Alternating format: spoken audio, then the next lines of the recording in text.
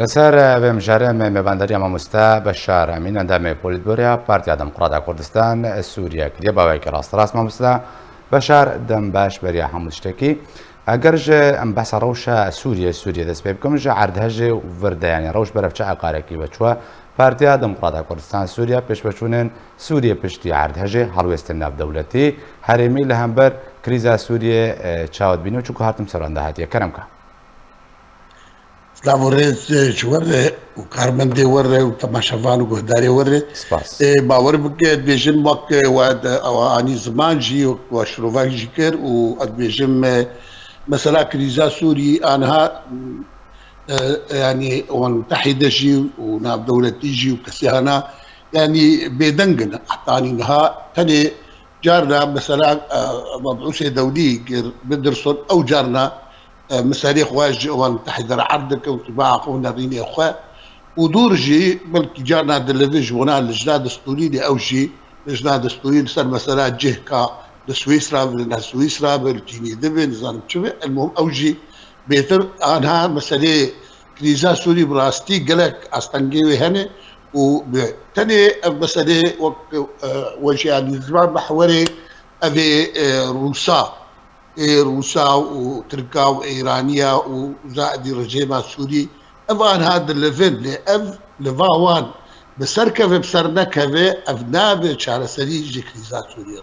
جماعة كريزا سوري وكا بلوم جيغوتي وكا أمريكان وتحالفات دوليجي مركزي سر بليارة بيشتو الدب انجيو شعر سر مرجعيات جنيفيا سر مسألة انه او حلا دولي حلا سياسي جي كريزا سوريا مسألة فانا دخوازن بري خويا يعني خلقي تبدا اسكر روس جي وترك جي وايران يعني وقف محور شيكرا على اساس اللي بو خفض التصعيد وزام تشوج ولا مسألة يعني قارب شر مساكنين قارب هيرن اني كاري درباز قارب هيرن يعني لا انه على اساس انه قوي حلولات دي الحلول ايه الامم المتحده حلول انا فكرنا قوي يعني اودبينجي دريا حلي وكانه نابنا تركا ورجيمي باش ببي كانوا قوي افشي صعوبات قال لك انا جغيني هركي مشهور جاب خو روس بخمس جون ايراني بخمس جون هندري خو ترك بخو هندري خو بشتي عند هجي تبي ويجي يعني مثلا مهاجرين الثانية مع زحمتي هذا جغيني يعني معارضك شنو دست بمصالحه او نظام شبكه بالرجيم بلكي هنا دري وان خاصه معارضه غير اتحاد اوروبي دريهان فانا تفدي يعني براستيجي او نجي راح تيواب ولا يمكن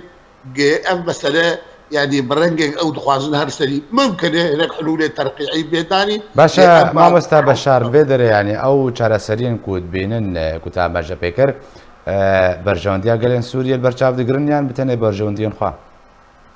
نهاولا برجونديا رجيمي بيتر ولا جبرها ما مسألة مهاجرين مصلحة مهاجرين أو قانا بمين يجي وقت فقر وقرارها أو المتحدة وقبع عودة آمنة يعني فقر برا فقر محمي بحمايتها وانا كاوي بشرنجي فقر كاوي كاد جيك ليه فقر كاد مالي وان تشتي وان جي شوني يعني كا انه ترتيبات عود يعني كابا قرتي بردانه كا رجيمي كا قرتي بردانه كا مسألة معوليش خلقيه تفدير دركائي حتى انا في مساله عند هجي رجيم بس إيك مناطقي خواه مناطقي ده برسي إيك ده تابعي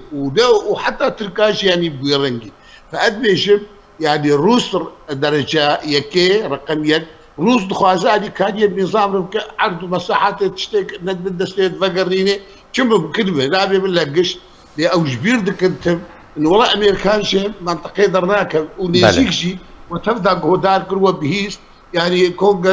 كونغرس نظام شيء مثلا امريكان محاوله كره هناك طرح قوات امريكيه ذا كم ليه باشا امام مستبشار بدري ام سر هلوسنا دولتي راوستن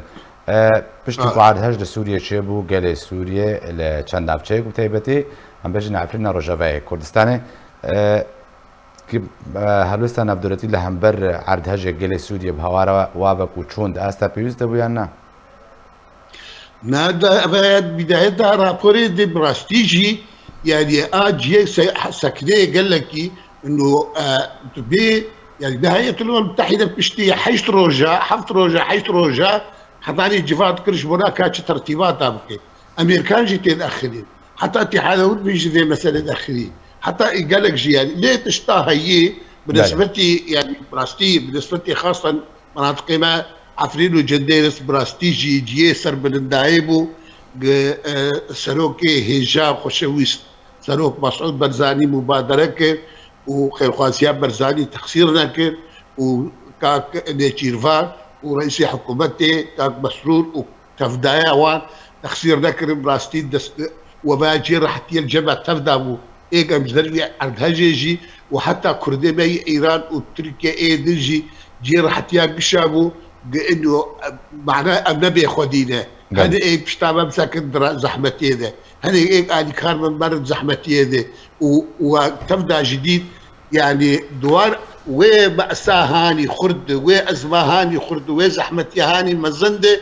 بيركا دليران استقبالها خير خاصية برزاني استقبالها سروق نيتشيرفان يعني دليران الولاد تشوف بيشيوان يعني كله خوش بيركرن يعني براستي بو درمان جوار بريك درمانه برابقي درمانه حقيقيه صيدلي بقيوا يعني جير حتى والجبله تبع حتى تاني وبها نايش بيركرن وبرجي اللي وقت بيش من قهت كوباني رزقار كرن او جدايش بيركرن ونايش بيركرن وبهر تعزيز مثلا خرد انه والله